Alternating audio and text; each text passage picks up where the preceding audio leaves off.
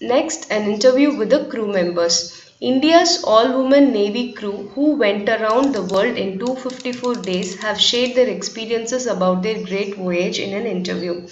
Through their personal experiences, we really come to know their hardships and unpredictable challenges they have faced all through their expeditions. So in the all-woman Navy crew வந்து 254 daysல வேர்ல்டை சுற்றி வந்திருக்காங்க. அவங்க வந்து ஒரு இன்டர்வியூவில் அவங்களோட voyage experiences of their great voyage, அதாவது அவங்க பயணத்தும் போது அவங்களோட அனுபவத்தை ஒரு இன்டர்வியூவில் ஷேர் பண்ணியிருக்காங்க. அதிலிருந்து நம்மளுக்கு என்ன தெரிய வருதுன்னா, அவங்களோட பயணத்தில் இருந்த ஹார்ட்ஷிப்ஸ்னா கடினங்கள், என்னென்ன கடினத்தை அவங்க டேக் ஓவர் பண்ணாங்க, என்ன அன்பிரடிக்டபிள் சேலஞ்சஸ் அவங்களோட ட்ராவலில் இருந்தது. அன்பிரடிக்டபிள் அப்படின்னா முன்னோக்கிய கணிக்க முடியாத சில சேலஞ்சஸ், அது என்ன அப்படின்றதெல்லாம் அவங்க வந்து ஷேர் பண்ணிக்கிட்டாங்க. அதுதான் இப்போ நம்ம பார்க்க போகிறோம். Interviewer: How well were you acquainted with the sailboat before you took up the task? So interviewer என்ன கேட்குறாங்கன்னா, ஒரு செயில்போட்டை பற்றி உங்களுக்கு எவ்வளோ பழக்கம் இருக்குது, இந்த டாஸ்க் எடுக்கிறதுக்கு முன்னாடி உங்களுக்கு செயில்போட்டில் ட்ராவல் பண்ண பழக்க வழக்கங்கள், அதான் அக்வைண்டட், எவ்வளோ பழக்கப்பட்டிருக்கீங்க செயில்போட்டில் ட்ராவல் பண்ணுறதுக்கு அப்படின்றது தான் அந்த கொஷின். ஸோ வர்த்திகா ஜோஷி வந்து கேப்டன், அவங்க சொல்கிறாங்க, none of us was acquainted with a sailboat or ocean going boat. None of us had sailed before, nor are women officers allowed entry in combat platforms as yet. At first it was difficult to take the boat out to sea from one point to another, but we slowly built upon it through 3 years of training. So Vartika Joshi என்ன சொல்கிறாங்கன்னா, எங்களில் ஒருத்தர் கூட வந்து செயில்போட்டில் travel பண்ணுற பழக்கம் கிடையாது, ocean going போட்லேயும் நாங்கள் வந்து ட்ராவல் பண்ணது கிடையாது, இதுக்கு முன்னாடி நாங்கள் போட்டில் செயில் பண்ணது கிடையாது, எங்களுக்கு அதுக்கு என்ட்ரி அலவுடும் கிடையாது. ஏன் அப்படின்னு கேட்டிங்கன்னா, இவங்க எல்லாமே வந்து நேவல் ஆஃபீஸர்ஸ், அதாவது கடற்படையில் இருக்கிற ஒரு டிஃப்ரெண்ட் கேட்டகரியில் இருக்கிற ஆஃபீஸர்ஸ். போட்டில் வந்து சில ஆக்டிவிட்டீஸ் வந்து இந்தியன் நேவி அண்டர்டேக் பண்ணுவாங்க, மானிட்டரிங் அந்த மாதிரி பர்பஸ்க்காக. அதில் இருக்கிற category officers they are different. So இவங்க வந்து அவங்க கிடையாது. ஸோ அதனால் இவங்களுக்கும் செயில் போட்டில் ட்ராவல் பண்ண அனுபவமோ பழக்கமோ எதுவுமே கிடையாது. ஸோ ஃபஸ்ட்டு வந்து ரொம்ப கஷ்டமாக இருந்தது, கடலில் வந்து போட்டை எடுத்துகிட்டு போய் ஒரு பாயிண்ட்லேருந்து இன்னொரு பாயிண்ட் கொண்டு போகிறது கஷ்டமாக இருந்தது. பட் கொஞ்சம் கொஞ்சமாக நாங்கள் வந்து ஒரு 3 வருஷமாக இதுக்காக ட்ரைனிங் எடுத்துக்கிட்டோம். அந்த ட்ரைனிங்கில் நாங்கள் எப்படி இந்த போட்டை ஆப்ரேட் பண்ணி ஒரு பாயிண்ட்லேருந்து இன்னொரு பாயிண்ட் கொண்டு போகிறது அப்படின்றத கற்றுக்கிட்டோம் அப்படின்னு சொல்கிறாங்க. Next question: Can you tell us about the training you had undergone before this expedition? So நீங்கள் என்ன ட்ரைனிங் எடுத்துக்கிட்டீங்க இந்த பயணத்துக்கு முன்னாடி அப்படின்றத சொல்ல முடியுமான்னு கேட்குறாங்க இன்டர்வியூவர். அதுக்கு கேப்டன் சொல்கிறாங்க, we started with some theatrical courses on navigation, communication and weather prediction. Classroom courses are different from sailing outside, so we were given hands-on training like how to repair things and how to deal with emergencies when the weather gets rough, if there is a medical emergency, and training was needed in tactical aspects as well. Okay, so இதில் வந்து என்ன சொல்கிறாங்க அப்படின்னா, நாங்கள் வந்து நேவிகேஷனை பற்றி தியரியாக வந்து courses எடுத்திருக்கோம். அதாவது வந்து தியரினா புக்ஸ் வச்சு படிக்கிறது ஆன் நேவிகேஷன்னா செயிலிங் த்ரூ த சி, கம்யூனிகேஷன்னா எப்படி வந்து போட்டில் இருந்துக்கிட்டு லேண்டில் இருக்கவங்களோட கம்யூனிகேட் பண்ணுறது, அண்ட் வெதர் ப்ரெடிக்ஷன்னா எப்படி வந்து வெதர் எப்படி இருக்குது அப்படின்றத ப்ரெடிக்ட் பண்ணுறது, வானிலை எப்படி இருக்குன்றத ப்ரெடிக்ட் பண்ணுறது. ஆனால் கிளாஸ் ரூம் கோர்சஸ் வந்து ப்ராக்டிக்கலாக கடலில் செயில் பண்ணுறது ஒரு டிஃப்ரெண்ட். அதனால வந்து எங்களுக்கு வந்து ஹேண்ட்ஸ் ஆன் ட்ரைனிங் கொடுத்தாங்க. அதாவது வந்து ப்ராக்டிக்கலாக ஒரு போட் எடுத்துகிட்டு கடலில் ட்ராவல் பண்ணும்போது என்னென்ன ப்ராப்ளம்ஸ் வரும், என்னென்ன எமர்ஜென்சிஸ் வரும், அதை எப்படி டேக்கிள் பண்ணுறது, வெதர் வந்து ரஃபாக ஆகும்போது இல்லை ஏதாவது மெடிக்கல் எமர்ஜென்சி வரும்போது எந்த மாதிரியெல்லாம் நம்ம வந்து ஹேண்டில் பண்ணலாம் அப்படின்ற ட்ரைனிங் வந்து எங்களுக்கு கொடுத்தாங்க அப்படின்னு சொல்கிறாங்க. ஐஸ்வர்யா அப்படிங்கிற இன்னொரு crewல இருக்கிற இன்னொரு மெம்பர் வந்து என்ன சொல்றாங்கன்னா, we underwent our basic sail training courses in Mumbai at the Indian Naval Watermanship Training Center and at various schools in the Southern Naval Base in Kochi. We even sailed on INSV Madai to Mauritius in 2016 and 17 and back, and also to Cape Town in December 2016. We were trained for almost 3 years to prepare for the voyage. Since the boat was old, it had minor leaks and repairs. Also, we ran out of water and food soon. So the trip was a tutorial for us on how to manage food, water and even electricity during the big voyage. So Aishwarya and another crew member, அவங்க என்ன சொல்றாங்க அப்படின்னா, நாங்க வந்து பேசிக்கான sail training course வந்து மும்பைல வந்து எடுத்துக்கிட்டோம். எங்கன்னா Indian naval watermanship training சென்டர்ல வந்து நாங்கள் வந்து பேசிக் செயில் ட்ரைனிங் கோர்ஸ் எடுத்துக்கிட்டோம். அது மட்டும் இல்லாமல் கொச்சியில் இருக்கிற சதர்ன் நேவல் பேஸில் இருக்கிற டிஃப்ரெண்ட் ஸ்கூல்ஸ்லேயும் வந்து நிறைய ட்ரைனிங்ஸ் எடுத்துக்கிட்டோம். அதே மாதிரி INSV Mhadei, the first sail boat which has circumnavigated the world பார்த்தோம் இல்லையா, அந்த ஐஎன்எஸ்வி மாதையிலையும் வந்து நாங்கள் வந்து செயில் பண்ணியிருக்கோம். அதே மாதிரி கேப் டவுன்லேயும் கேப் டவுனுன்றது இட்ஸ் அனதர் போட், அந்த போட்லேயும் வந்து டிசம்பர் 2016 ட்ராவல் பண்ணியிருக்கோம். 3 years வந்து நாங்கள் இந்த பயணத்துக்காக வந்து எங்களை நாங்கள் வந்து ட்ரெயின் பண்ணிக்கிட்டோம். போட் வந்து பழசாக இருக்குது, அதாவது முன்னாடி ட்ராவல் பண்ண போட்ஸ் வந்து பழசாக இருந்ததுனால அதில் வந்து மைனர் லீக்ஸ் ரிப்பேர்ஸ்லாம் இருந்தது. அப்புறம் ஃபுட் வாட்டர் இதெல்லாமும் தீர்ந்து போச்சு. ஸோ இந்த ட்ரிப்பை வச்சு எப்படி வந்து நம்ம ஃபுட் இல்லாமல் வாட்டர் இல்லாமல் இருக்கிற ஃபுட்டை வச்சுட்டு இருக்கிற வாட்டரை வச்சுட்டு இருக்கிற எலக்ட்ரிசிட்டியை வச்சுட்டு எப்படி இந்த பயணத்தை முடிக்கிறது அப்படின்ற ட்ரைனிங் எங்களுக்கு கிடைச்சிது அப்படின்னு சொல்கிறாங்க. So this is this 6-member crew. நடுவில் இருக்கவங்க வந்து இன்டர்வியூவர், இவங்க தான் வந்து அந்த 6-member crew who traveled in INSV Tarini. So next question வந்து இன்டர்வியூவர் என்ன கேட்குறாங்கன்னா, what was the selection process? உங்கள் 6 பேரை எப்படி செலக்ட் பண்ணாங்கன்னு கேட்குறாங்க. Out of the 30 women who had applied, 6 of us were shortlisted based on the little survival skills we showcased. The crew was mentored by Commander Dilip Donde. But after I was told about the flare-ups at sea, I even had second thoughts about joining the team. So total 30 women வந்து apply பண்ணுறாங்க. நேவியில் இருக்கிற 30 women apply பண்ணுறாங்க. அதில் இந்த 6 பேரை shortlist பண்ணுறாங்க based on survival skills they showcased. அந்த அப்ளிகேஷனில் வந்து சில கொஷின்ஸ் இருக்கும். இந்த சிச்சுவேஷன் வந்தால் நீங்கள் எப்படி ஹேண்டில் பண்ணுவீங்க, ஸோ சீல ட்ராவல் பண்ணும்போது நம்ம வந்து சர்வைவ் பண்ணுறதுக்கு, சர்வைவ் அப்படின்னா நம்மளோட லைஃப், நம்மளோட உயிரை வந்து பாதுகாக்கிறது தான் சர்வைவல். அந்த ஸ்கில்ஸை வச்சு எங்கள் 6 பேரை செலக்ட் பண்ணாங்க.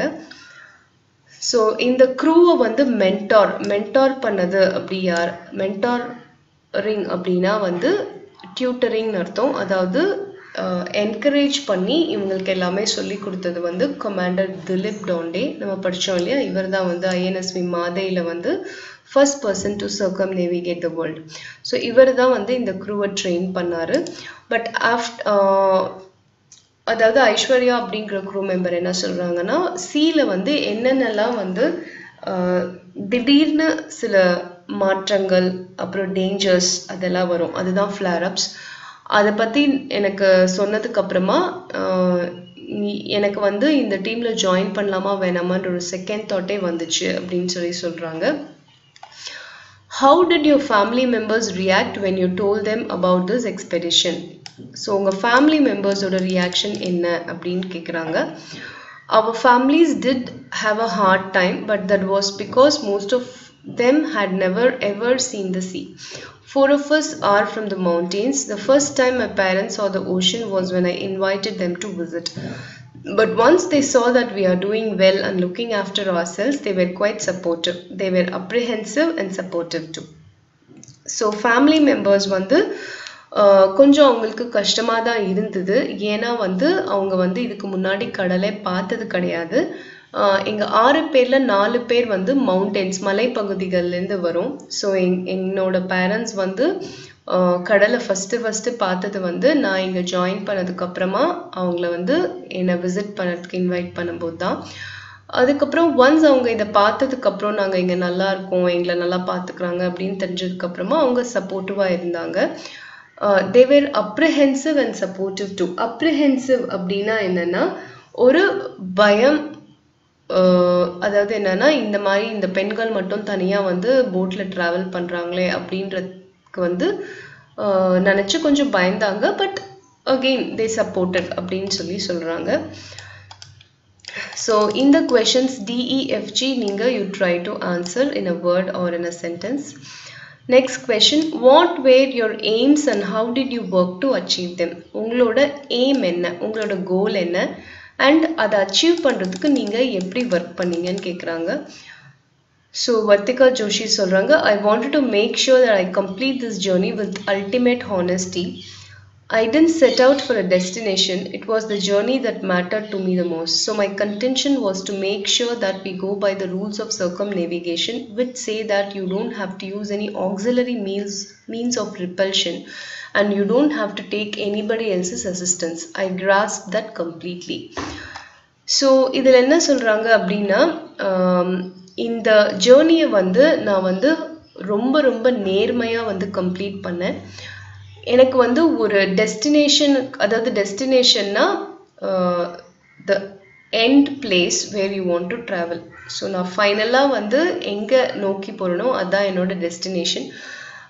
டெஸ்டினேஷனை வந்து நான் எப்போவுமே செட் பண்ணிக்கல, அதாவது நான் இங்கே போகணும் அப்படின்றத வந்து நான் செட் பண்ணலை.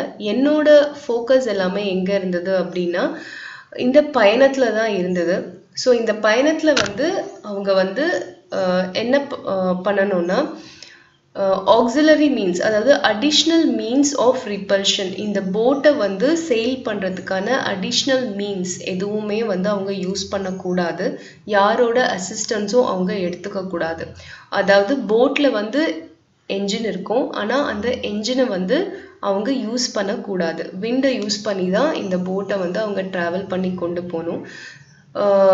அண்ட் நெக்ஸ்ட் வந்து யாரோட அசிஸ்டன்ஸும் அவங்க எடுக்கக்கூடாது. ஸோ இதெல்லாம் எப்படி அவங்களால பண்ண முடியும் அப்படின்னா நேர்மையாக இருந்தால் மட்டும்தான் பண்ண முடியும். ஸோ அதை தான் அவங்க நேர்மையாக இருந்து இந்த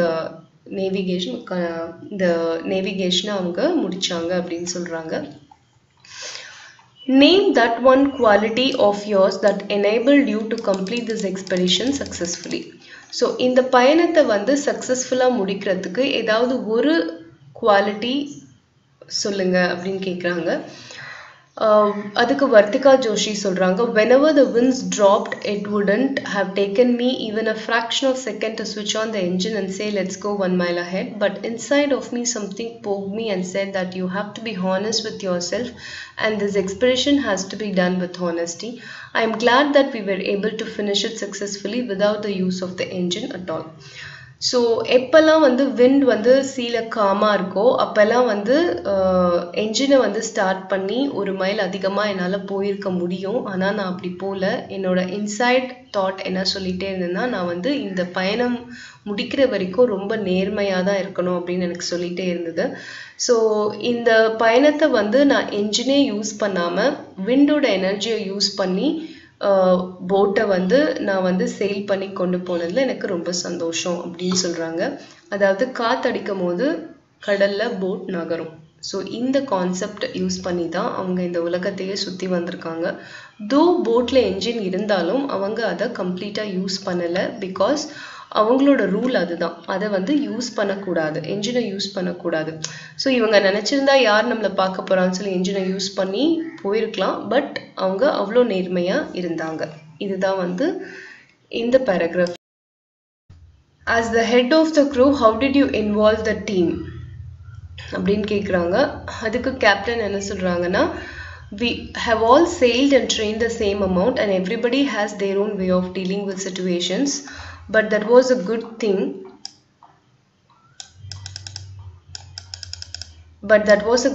Because we could discuss different ways of solving a problem and choose the best one. In fact, I would say it was easier for us to collaborate and work together அப்படின்னு சொல்கிறாங்க. அதாவது என்னென்னா, எங்கள் எல்லாருக்குமே வந்து கடலில் பயணித்த அனுபவம் வந்து ஒன்று தான். ஸோ அதனால் வந்து அது வந்து எங்களுக்கு வந்து நிறையவே ஹெல்ப் பண்ணுச்சு. ஏன்னா நாங்கள் எந்த ப்ராப்ளம் வந்தாலும் எல்லாரும் டிஸ்கஸ் பண்ணி அதில் எது பெஸ்ட் சொல்யூஷனோ அதை வந்து நாங்கள் இம்ப்ளிமெண்ட் பண்ணோம். ஸோ எங்களுக்குள்ள நாங்கள் வந்து கொலாபரேட்னா ஜாயின் பண்ணி ஒர்க் பண்ணுறது இட் வாஸ் ஈஸியர்னு சொல்கிறாங்க. பாயல் குப்தா அப்படின்ற another crew member அவங்க என்ன சொல்கிறாங்கன்னா, when you are out at sea, teamwork is the most important in the middle of the crisis. Even during the storm, when 3 people would be out on watch, the other 3 who would be inside wouldn't be able to rest. Somebody would heat the water, the other person would heat the gloves because it was raining also. So team effort actually helped in navigating through the 20 hours long storm. I feel that if I had been alone, then it would have been a nightmare to deal with the challenges that the sea throws at you. So இவங்க என்ன சொல்றாங்க அப்படின்னா, so சீல வந்து நீங்கள் travel பண்ணும்போது team work வந்து ரொம்ப ரொம்ப முக்கியம். ஏன்னா வந்து திடீர்னு வந்து ஒரு கிரைசிஸ்னால்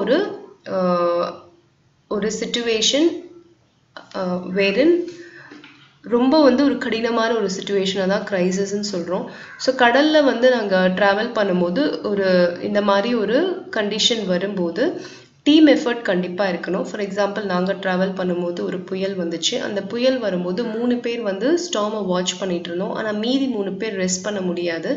அவங்க வந்து வாட்டர் ஹீட் பண்ணுறது, க்ளவுஸ் ஹீட் பண்ணுறது, இதெல்லாம் இந்த மாதிரி ஏதாவது பண்ணிகிட்டே இருப்பாங்க. ஏன்னா மழையும் பெஞ்சிட்டு இருந்தது. ஸோ இந்த 20 hours லாங் ஆன இந்த ஸ்டார்ம், அதாவது இந்த புயல் வந்து 20 hours இருந்தது. அதை வந்து டீம் இருந்ததுனால தான் நாங்கள் வந்து அதை வந்து கிராஸ் பண்ணி வந்தோம். இல்லைனா தனியாக இருந்திருந்தால் கண்டிப்பாக it would have been a நைட்மேர்னா அந்த சிச்சுவேஷனை கிராஸ் பண்ணி வர்றது ஒரு கனவாக தான் இருந்திருக்கும், ஒரு பயங்கரமான கனவாக தான் இருந்திருக்கும் அப்படின்னு சொல்கிறாங்க. Share your experience about the most challenging task while sailing கேட்குறாங்க. அதுக்கு வர்த்திகா ஜோஷி சொல்கிறாங்க, the sea can get really tough when winds are picking up. Those are the times we have to be active and need to anticipate what could be there ahead. In the South Pacific, we encountered a storm where the seas were almost 9 to 10 meters high and the winds were picking up to 60 to 70 knots, a unit of speed equal to 1 nautical mile per hour, exactly 1.852 km per hour, which is about a hurricane force of wind on land. It is normal on sea where there is hardly any landmass to stop the winds. So இவங்க experience பண்ண challenging task என்ன அப்படின்னு பார்த்தீங்கன்னா, கடலில் travel பண்ணும்போது காற்று வேகமாக அடிக்கும் போது ரொம்பவே கடினமானதாக இருந்தது. அப்போ தான் வந்து நீங்கள் வந்து என்ன மாதிரியான பிரச்சனைகள் வந்து வரலாம் அப்படின்னு சொல்லி நீங்கள் எதிர்பார்த்துக்கிட்டே இருக்கணும். ஆன்டிசிபேட்னா எதிர்பார்த்துட்டே இருக்கிறது. ஸோ சவுத் பசிஃபிக்கில் இவங்க ட்ராவல் பண்ணிட்டு இருக்கும்போது ஒரு புயல் வந்துச்சு. அந்த புயலில் வந்து பார்த்தீங்கன்னா கடலில் இருக்க டைட்ஸ் வந்து 9 to 10 meters ஹை டைட்ஸ் இருந்தது. அண்ட் விண்ட்ஸ் வந்து 60 to 7 knots வரைக்கும் காற்று வீசிட்டு இருந்துச்சு.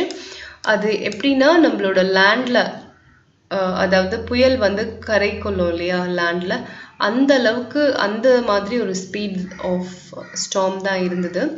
இது வந்து கடலில் வந்து இது நார்மல் தான். ஏன்னா வந்து கடலுக்கு நடுவில் புயல் வரும்போது அங்கே வந்து எந்த லேண்டோ இருக்காது அது கரையை கடக்கிறதுக்கு. ஸோ அதனால இந்த அளவுக்கு அதிகமான ஸ்பீடில் தான் விண்ட் இருக்கும் அப்படின்னு சொல்கிறாங்க.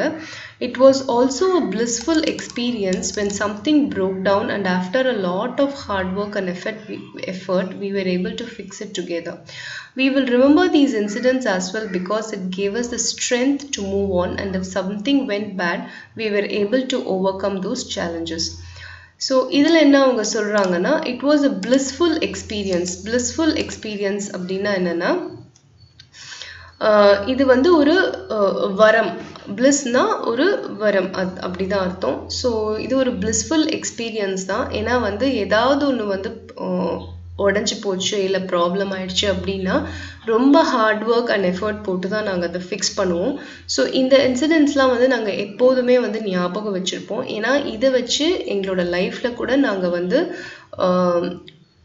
லைஃப்பை வந்து கடந்து போகிறதுக்கான ஒரு ஸ்ட்ரென்த் வந்து எங்களுக்கு இந்த பயணம் வந்து கொடுத்தது அப்படின்னு சொல்கிறாங்க. How adventurous was your trip அப்படின்னு கேட்குறாங்க. அதுக்கு வர்த்திகா ஜோஷி சொல்கிறாங்க, when we were crossing the Tasman Sea, we witnessed the brilliant southern lights from the sea. It was rare to watch that in those months, that too from sea. We were absolutely awestruck as we were not expecting it to see the entire sky lit up in green light. There was bioluminescence, dolphins swimming in the wake of the boat like our neighbors, and a variety of sea creatures. We spotted a dead sperm whale once and we thought it was an island from a distance. It was so huge. We were not specialists, so whenever we spotted something in the sea, we had to Google it to learn more about the species. So இவங்களோட ட்ரிப்பில் வந்து ரொம்ப அட்வென்ச்சரஸாக இருந்தது என்ன அப்படின்னு கேட்குறாங்க. Adventurous அப்படின்னா வந்து ரொம்ப ரொம்ப ஒரு ட்ராவல் பண்ணும்போது ட்ராவல்லே வந்து ஒரு அட்வென்ச்சரஸான ஒரு விஷயம்தான். ஸோ இவங்க சீல ட்ராவல் பண்ணும்போது தஸ்மான் சி கிராஸ் பண்ணிட்டு இருக்கும்போது சதர்ன் லைட்ஸ் வந்து அவங்க பார்த்தாங்க. அது வந்து ரொம்ப ரொம்ப rare to watch in those months. அதுவும் கடல்லேருந்து பார்க்கும்போது இன்னும் தெளிவாக அழகாக தெரியும். அதை பார்க்கும்போது அவங்க வந்து அப்சல்யூட்லி ஆஸ்ட்ரக்னா அப்படியே வாயடைச்சு போய் அவங்க பார்த்தாங்க. ஏன்னா அவங்க அதை வந்து எக்ஸ்பெக்ட் பண்ணலை பார்ப்பாங்கன்னு சொல்லிட்டு. பட் என்டையர் ஸ்கை வந்து க்ரீன் லைட்டில் ஒளி வீசிக்கிட்டு இருந்தது. அது வந்து பயோலுமினிசன்ஸ். பயோலுமினிசன்ஸ் அப்படின்றது என்னன்னா லிவிங் ஆர்கானிசம்ஸ், அதாவது கடல்ல இருக்கிற லிவிங் ஆர்கானிசம்ஸ்ல சன்லைட் பட்டு அது வானத்தில் ரிஃப்ளெக்ட் ஆகுதுதான் பயோலுமினிசன்ஸ். அந்த மாதிரி ஒரு விஷயம்தான் வந்து இந்த க்ரீன் லைட். அதுக்கப்புறம் டால்ஃபின்ஸ் வந்து எங்கள் போட்டுக்கு பக்கத்துலேயே வந்து ஸ்விம் பண்ணிட்டு இருந்தது. நிறைய சீ க்ரீச்சர்ஸ்லாம் நாங்கள் பார்த்தோம். அப்புறமா வந்து ஒரு தூரத்துலேருந்து ஒரு ஐலண்டில் வந்து ஒரு பெரிய ஸ்பெர்ம் வேல் வந்து இருந்ததை நாங்கள் பார்த்தோம். அது வந்து இறந்து போயிருந்தது. அது வந்து ரொம்ப பெருசாக இருந்தது. எங்களுக்கு வந்து இந்த சீ க்ரீச்சர்ஸ் பற்றிலாம் எங்களுக்கு அவ்வளோவா தெரியாது. பட் நாங்கள் கூகுள் பண்ணி பார்த்து அது என்னென்ன ஸ்பீஷஸ் அப்படின்னு சொல்லி நாங்கள் தெரிஞ்சுக்கிட்டோம் அப்படின்னு சொல்கிறாங்க. How did your crew spend time deep in the sea கேட்குறாங்க. நீங்கள் எப்படி உங்கள் நடுக்கடலில் பயணம் செஞ்சுட்டு இருக்கும்போது உங்களோட டைம் எப்படி நீங்கள் ஸ்பெண்ட் பண்ணீங்கன்னு கேட்குறாங்க. அதுக்கு ஸ்வாதி பி அப்படின்ற க்ரூ மெம்பர் என்ன சொல்கிறாங்கன்னா, during circumnavigation we picked up some hobbies and kept posting pictures of delicacies like golgappas and cakes. We also read books when the weather was pleasant and did some quilling and craft work. While team leader Joshi read comics and the Ramayana during her journey, I loved cooking as well, so I indulged in baking. I also like crafting a lot, so I used to make lampshades. I love it when people appreciate the food that I cook, so I gave my crew members the best dishes that was possible on land with the limited resources that we had on the boat. So Swathi என்ன சொல்கிறாங்கன்னா, இந்த சர்க்கம்நேவிகேஷன் போது நாங்கள் வந்து நிறைய எங்களோட ஹாபீஸை வந்து நாங்கள் பண்ணோம். அது மட்டும் இல்லாமல் நிறைய ஃபுட் வந்து நாங்கள் சமைச்சு சாப்பிட்டோம். For example golgappas, cakes. கோல்கப்பாஸ்னால் அந்த பானிபூரி. அதுக்கப்புறம் புக்ஸ் நிறைய படித்தோம் வெதர் ப்ளசண்ட்டாக இருக்கும்போது. கிராஃப்டிங் அண்ட் குவில்லிங் ஒர்க் நாங்கள் நிறைய பண்ணோம். Quilling is also a kind of craft work which you do with paper and all sort of stuff. So team leader Joshi வந்து காமிக்ஸ் அண்ட் ராமாயணா புக்ஸ் படிச்சுட்டு இருக்கும்போது நான் வந்து குக் பண்ணிட்டு இருந்தேன். எனக்கு வந்து குக்கிங்கில் ரொம்ப இன்ட்ரெஸ்ட் இருந்தது. கிராஃப்டிங்கும் எனக்கு ரொம்ப பிடிக்கும். ஸோ நான் லேம்ப் ஷேட்ஸ் பண்ணிட்டு இருந்தேன். அதே மாதிரி நான் சமைச்ச ஃபுட்டை யாராவது அப்ரிஷியேட் பண்ணால் எனக்கு ரொம்ப பிடிக்கும். ஸோ என்னோட க்ரூ மெம்பர்ஸ்க்கு நான் நிறைய டிஃப்ரெண்ட் பெஸ்ட் டிஷ்ஷஸ் வந்து லேண்டில் இருந்தால் என்னென்ன நம்மளால் சமைக்க முடியுமோ அது எல்லாமே நான் வந்து அங்கே சமைச்சு கொடுத்தேன். With limited resources available. போட்டில் இருந்த அந்த பொருட்களை வச்சு நான் சமைச்சு கொடுத்தேன்றாங்க. வர்த்திகா ஜோஷி என்ன சொல்கிறாங்கன்னா, 6 is a great number. We were always entertained. We watched movies, listened to music, and you won't believe some of the goodies the crew rustled up in our tiny pantry even while sailing in rough seas. We made parathas, baked cakes and breads and even made halwa and rasgullas. We celebrate festivals at sea. When we think about it now on land, we remember the Diwali we spent at sea. We celebrated 3 birthdays including the first birthday of the boat, also specific occasions like crossing the equator, the international dateline and such. So Vartika Joshi அவங்க என்ன சொல்கிறாங்க அப்படின்னா, நாங்கள் 6 பேருன்றது வந்து ஒரு பெரிய number தான். எப்போதுமே நாங்கள் வந்து எங்களை என்டர்டெயின்டாக வச்சுக்கிட்டோம். மூவிஸ் பார்த்தோம், மியூசிக் கேட்டோம், அப்புறமா டிஃப்ரெண்ட் டிஷ்ஷஸ் வந்து சமைச்சோம் அந்த குட்டி பேண்ட்ரியில். ஸோ நாங்கள் பராத்தாஸ், பேக்டு கேக்ஸ், பிரெட்ஸ் எல்லாமே பண்ணோம். அல்வா ரசகுல்லாஸும் பண்ணி சாப்பிட்டோம். ஃபெஸ்டிவல்ஸும் நாங்கள் செலிப்ரேட் பண்ணோம். திவாலி செலிப்ரேட் பண்ணோம்.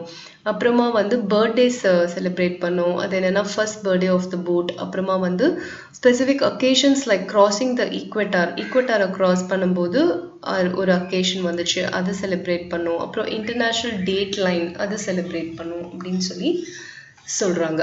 What motivated you to fulfil the country's expectations அப்படின்னு இன்டர்வியூவர் கேட்குறாங்க. அதாவது இந்த நாட்டோட எதிர்பார்ப்புகளை வந்து நிறைவேற்றுறதுக்கு உங்களை எது வந்து மோட்டிவேட் பண்ணுச்சு, எது வந்து உங்களை வந்து ஊக்குவிச்சுச்சுன்னு கேட்குறாங்க. We knew that the entire country was watching us and praying for us, so we never wanted them to have a single day thinking that we are in trouble. We knew that it is going to happen, but the people out there did not know what kind of challenges we were facing. So one of the motives that we kept in mind was that we did not want to frighten them. We decided that once the circumnavigating was over, we are going to show what we have actually gone through. So இதுக்கு ஸ்வாதி அப்படிங்கிறவங்க என்ன சொன்னாங்கன்னா, எங்களுக்கு நல்லா தெரியும் entire கண்ட்ரியும் வந்து எங்களை watch பண்ணிகிட்ருக்கு, எங்களுக்காக ப்ரே பண்ணிகிட்ருக்குன்னு சொல்லிட்டு. ஸோ நாங்கள் வந்து ஏதாவது ஒரு ட்ரபிளில் இருந்தோம்னா அது வந்து வெளியில் மக்களுக்கு தெரியணும்னு சொல்லி நாங்கள் வந்து நினைக்கவே இல்லை. எங்களுக்கு நல்லா தெரியும் கண்டிப்பாக நாங்கள் நிறைய சேலஞ்சஸ் வந்து கடலில் வந்து ஃபேஸ் பண்ணுவோம். பட் நாங்கள் என்ன மைண்டில் வச்சுருந்தோம்னா, இது எதுவுமே வந்து நாங்கள் ட்ராவலில் இருக்கும்போது வெளியில் யாருக்கும் சொல்லக்கூடாது. எங்களோட சேலஞ்சஸ் நாங்களே வந்து ஃபேஸ் பண்ணணும். அண்ட் இந்த பயணம் முடிச்சு வரும்போது தான் நாங்கள் வந்து இந்த சேலஞ்சஸ்லாம் என்னென்ன அப்படின்றத வெளியே சொல்லணும் அப்படின்னு சொல்லி நினச்சிக்கிட்டோம் அப்படின்னு சொல்கிறாங்க. As a woman, how would you consider this expedition? ஒரு பெண்ணா இந்த பயணத்தை நீங்கள் எப்படி பார்க்குறீங்க அப்படின்னு கேட்குறாங்க. அதுக்கு கேப்டன் சொல்கிறாங்க, it is a matter of great honour and we couldn't have imagined anything better for our cast-off. Of course, we being an all-woman team, it is a great boost to women in the country. But as we are going as sailors, and we as sailors have seen that the sea does not discriminate between genders. It is always gender neutral, and we have realized that gender does not play a role in sailing. But to boost the morale in the country and for more women to take on adventures like sailing, I feel it is great that an all-woman team had been formed to undergo this expedition. So ஒரு பெண்ணா இந்த பயணத்தை எப்படி நீங்க பாக்குறீங்க அப்படின்னு interviewer கேக்குறாங்க. அதுக்கு வந்து கேப்டன் என்ன சொல்றாங்கன்னா, இது வந்து எனக்கு ஒரு ரொம்ப பெருமை தரக்கூடிய ஒரு விஷயம். ஏன்னா வந்து இதை விட பெட்டரா நான் எதையுமே இமேஜின் பண்ண முடியாது எங்களோட பெண்மையை வந்து பிரதிபலிக்கிறதுக்கு. காஸ்ட் ஆஃப்னா அதான் மீனிங். ஸோ நாங்கள் எல்லாருமே வந்து it's an all woman team தான். பட் வந்து இது வந்து நம்ம தேசத்தில் இருக்கிற எல்லா உமனுக்கும் வந்து ஒரு பூஸ்ட்னா ஒரு ஊக்குவிக்கும் ஒரு மருந்தா ஒரு பொருளாக இருந்திருக்கு. நாங்கள் வந்து செயிலர்ஸாக நாங்கள் கடலில் வந்து பயணிக்கும் போது நாங்கள் என்ன கற்றுக்கிட்டோன்னா, கடல் வந்து ஜெண்டர் டிஸ்கிரிமினேஷன் பார்க்கறதில்ல. பயணிக்கிறது வந்து ஆணா பெண்ணா அப்படின்றது கடவுள் வந்து கடல் வந்து டிஸ்கிரிமினேட்னா டிஃப்ரென்ஷியேட் பண்ணி பார்க்கறதில்ல. கடல் வந்து ஆண் பெண் ரெண்டு பேருக்குமே சேம் தான். ஸோ வந்து நம்மளோட கண்ட்ரியோட ஒரு கான்ஃபிடன்ஸ், அதாவது மொரேல் அப்படின்னா என்னென்னா, it's a condition with respect and confidence. So நம்மளோட தேசத்தோட அந்த ஒரு ரெஸ்பெக்ட் மரியாதையை வந்து காப்பாற்றணும்னா இந்த மாதிரி வந்து நிறைய உமன் வந்து இந்த பயணம் இந்த செயிலிங் அட்வென்ச்சரை வந்து டேக்கப் பண்ணணும். ஸோ இந்த ஆல் உமன் டீம் வந்து இந்த செயலை வந்து டேக்கப் பண்ணதுக்கு எனக்கு வந்து ரொம்ப பெருமையாக இருக்குது அப்படின்னு சொல்லி முடிக்கிறாங்க. ஸோ இந்த HIJK அப்படின்ற இந்த கொஷின்ஸும் நீங்கள் ஆன்சர் பண்ணிவிடுங்க. அதுக்கப்புறமா வர க்ளாசரினா மீனிங்ஸ். ஸோ மீனிங்ஸ் ஃபுல்லாக படிக்கணும். கண்டிப்பாக இதுலேருந்து கொஷின்ஸ் வரும் உங்களோட போர்டு எக்ஸாமில். அதுக்கப்புறமா A exercise you have to complete. இது வந்து ட்ரூ ஆர் ஃபால்ஸ் தான். So it's very easy. நம்ம படித்த லெசன்லேருந்து தான் கேட்டிருக்காங்க. This you have to complete. And then இதுக்கப்புறம் B. Answer the following questions briefly அப்படின்னு கேட்டிருக்காங்க and answer the following in about 100 to 150 words. Short answers, long answers, detailed answers கேட்டிருக்காங்க. இதுக்கு வந்து make use of your guide. இப்போ I think you would have bought Sura guide நினைக்கிறேன். எல்லாரும் வாங்கியிருப்பீங்க. Last செஷன்லேயே வாங்க சொல்லியிருந்தேன். வாங்கலைன்னா வாங்கிக்கோங்க, இல்லைனா கூகுளில் கூட நிறைய ரிசோர்ஸஸ் இருக்குது. கைடு எல்லாமே வந்து நீங்கள் டவுன்லோட் பண்ணிக்கலாம் கூகுள்லேருந்து. பட் வந்து பார்ட் தான் இருக்கும். ஸோ ஃபுல் கைட் வேணும்னா நீங்கள் பெட்டர் கடையில் வாங்கிக்கலாம். வாங்கிட்டு இந்த கொஷின்ஸ் எல்லாம் நீங்கள் படிச்சுடுங்க. Coming Saturday I will give you an English test. So டெஃபினட்டாக வந்து இந்த லெசன்லேருந்து கொஷின்ஸ் நான் கேட்பேன். ஸோ ஐ ஹோப் இந்த லெசனை வந்து நான் உங்களுக்கு நல்லா எக்ஸ்பிளைன் பண்ணியிருப்பேன்னு நினைக்கிறேன். நீங்களும் ஒரு தடவை கோ த்ரூ பண்ணி பாருங்கள். டிஃபிகல்ட் வேர்ட்ஸ் வந்ததுன்னா டிக்ஷனரி ரெஃபர் பண்ணி அதோட மீனிங் என்னன்னு தெரிஞ்சுக்கிட்டு அதோட அர்த்தத்தை புரிஞ்சுக்கோங்க. So complete these exercises. A exercise you have to finish and send it to me, and then glossary also you have to read and send it to me. Okay, thank you students.